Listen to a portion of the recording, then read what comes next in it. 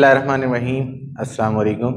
उसी अपनी कन्वर्सेशन को डिस्कशन को हम जो है कंटिन्यू करेंगे कि इकनॉमिक डेवलपमेंट और इकनॉमिक ग्रोथ, ये इस पे हम इतना टाइम इसलिए लगा रहे हैं कि इंशाल्लाह ये टॉपिक आपको क्लियर हो जाएगा ना, तो आपको पूरा, क्योंकि आपके पेपर का नाम ही इकनॉमिक डेवलपमेंट ऑफ पाकिस्तान है, तो वो जो डेवलपमेंट और ग्रोथ है, जब तक हम उसको नहीं सही से क्लियर करेंगे इंशाल्लाह तो हमको पूरी पिक्चर नहीं क्लियर होगी। तो इसलिए हमारी कोशिश है कि हम इस पर थोड़ा सा टाइम लगा लें, बट इसको हम ज़्यादा से ज़्यादा क्लियर करें।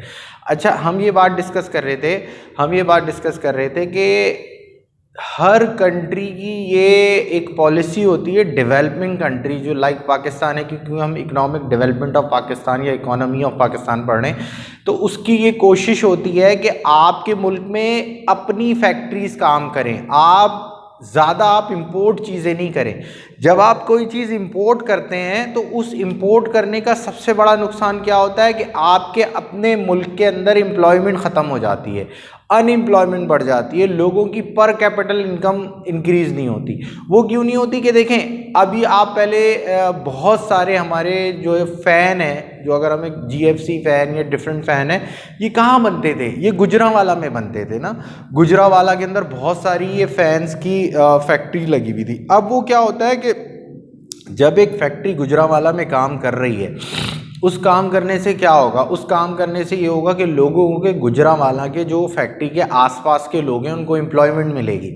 एम्प्लॉयमेंट कैसे मिलेगी? जो लोग हैं वो कोई जाकर वहाँ पर वॉचमैन बनेगा, चौकीदार बनेगा, कोई वहाँ पर सफाई करने वाले की जॉब मिलेगी, किसी को वहाँ पर रॉ मटेरियल प्रोवाइड करना, जो वो रॉ मटेरियल ट्रक में रख के, सुजुकी में रख के, पिकअप में रख के ला रहा होगा वो होगा।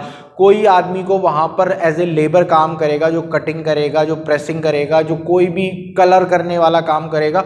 तो बहुत सारे लोगों को वहाँ पर एम्प्लॉयमेंट मिलेगी, लोकल लोगों को। अच्छा, जब लोकल लोगों को एम्प्लॉयमेंट मिलेगी तो क्या होगा?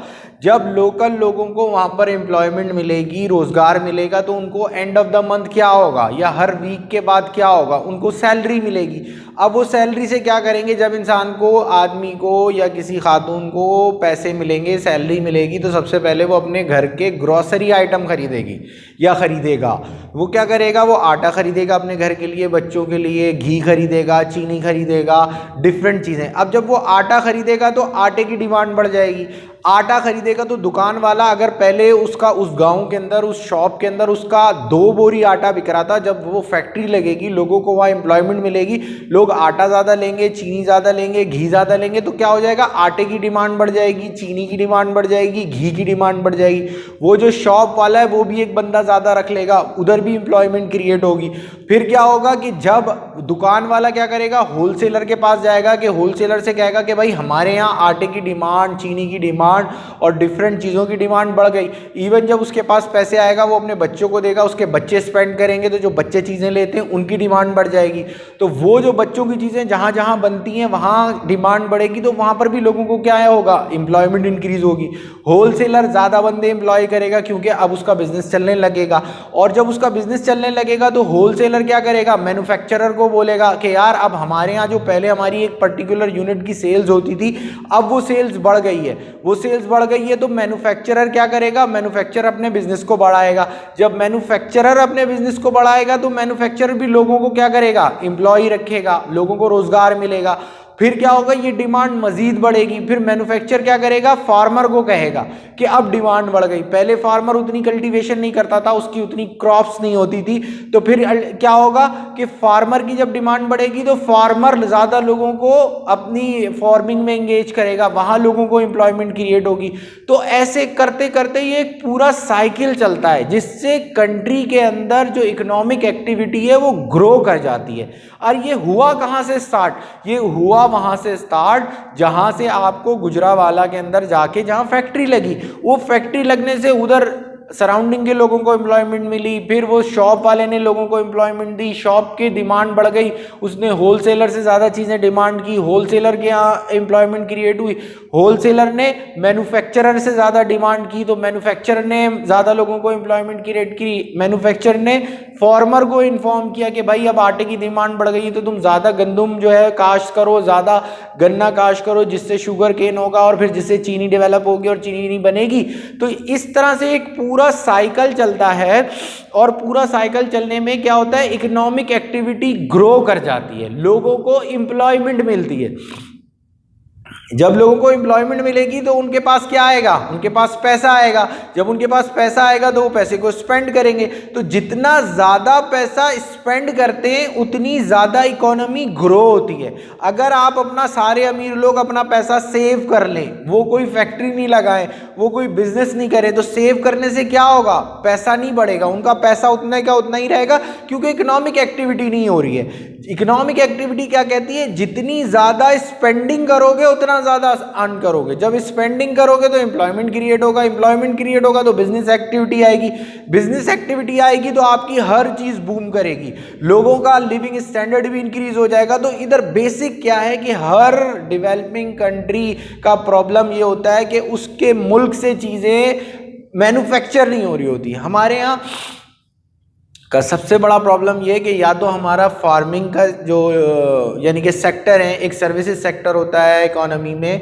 एक मैन्युफैक्चरिंग सेक्टर होता है और एक एग्रीकल्चर सेक्टर होता है। हमारी जो पूरी इकोनॉमी है वो एग्रीकल्चर पे ज़्यादा डिपेंड करती है, वो उसके अंदर इतना हमारे यहाँ मैन्युफैक्चरिंग नहीं हो रही है, जो सबसे ज़्यादा प्रॉब्लम है। जितनी डेवलप कंट्री हैं उनका मैन्युफैक्चरिंग इंडस्ट्री बहुत ज़्यादा ग्रो करती है। लाइक वो कार प्रोड्यूस कर रहे होते हैं, वो mobile phone cell phone produce कर रहे हैं, उसके वो जो आइटम है, उसके जो पार्ट्स हैं वो खुद बना रहे हैं, वहाँ लोगों को एम्प्लॉयमेंट मिल रही है। टायर खुद बना रहे हैं, वहाँ लोगों को एम्प्लॉयमेंट मिल रही है। ठीक है, तो और डेवलपिंग कंट्री का क्या प्रॉब्लम देखें, एक तो हमारे यहाँ हमारे मुल्क से ज़्यादातर कंपनियां जा रही हैं। अब हम क्या करते हैं, चाइना से बना बनाया पंखा इंपोर्ट कर लेते हैं, चाइना से बना बनाया स्प्लिट इंपोर्ट कर लेते हैं। तो उससे वो जितने स्प्लिट के लोगों को बिजनेस मिलना चाहिए था, एम्प्लॉयमेंट मिलनी चाहिए थी, उन सब लोगों को नहीं मिली। अब वो सारे लोग अनएम्प्लॉयड हैं, उनके लिए प्रॉब्लम आ गया। इसी तरह जितने लोगों को फैन इंडस्ट्री से या पंखे बनाने वाली कंपनी से जितने लोगों को गुजरावाला में एम्प्लॉयमेंट मिल रही थी, वहाँ लोग खुशहाल थे। वो इंडस्ट्री बंद होकर जब तुम चाइना से एक बना बनाया पंखा इंपोर्ट कर रहे हो, चाइना से एक बना बनाई चीज इंपोर्ट कर रहे हो, वो सारे लोग अनएम्प्लॉय हो गए। तो जितनी डेवलपिंग कंट्रीज हैं उनका क्या होता है कि वो ज़्यादा, अब इमरान खान को आपने देखा होगा, वो ज़्यादातर बोलता है कि भाई बाहर मुल्कों में जाके अब पाकिस्तान बड़ा आइडियल मुल्क हो गया है इन्वेस्टमेंट के लिहाज से, सिक्योरिटी के लिहाज से, आप अपने मुल्क में आकर इन्वेस्ट करें।